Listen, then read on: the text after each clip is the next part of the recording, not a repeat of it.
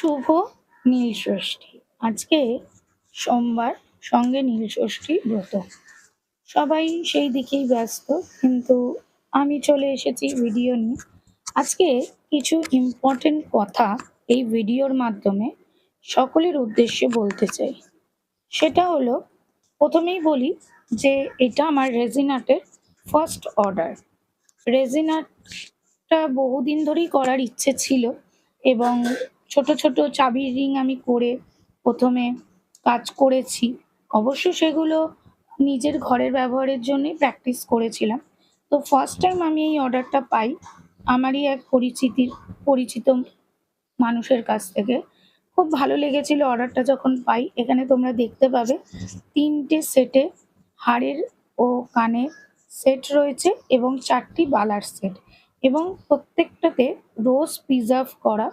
তাদের ভালোবাসার মানুষ তাদের উপহার দিয়েছে যে রোজগুলো, সেই রোজগুলোই প্রিজার্ভ করা হয়েছে এই রেজিন আর্টের মাধ্যমে। কথাটা সেই প্রসঙ্গে নয়, কথাটা হলো যে আমরা যারা হ্যান্ডমেড জিনিস তৈরি করি বা হ্যান্ডক্রাফটেড জিনিস তৈরি করি, তারা কিন্তু সবাই সংসার চালানোর জন্য কাজ করে, এটা কিন্তু একদমই ভাবা ভুল।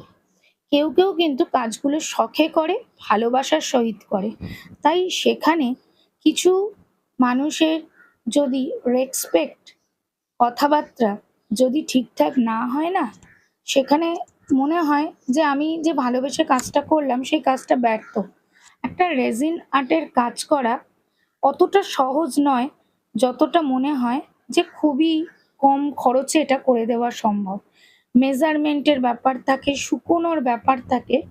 তাই যারা যারা অর্ডার করো বা করতে চাও, তাদেরকে বলবো একটু পেশেন্স রেখে কাজ অর্ডার দিও, তাহলেই ভালো লাগবে। Thank you.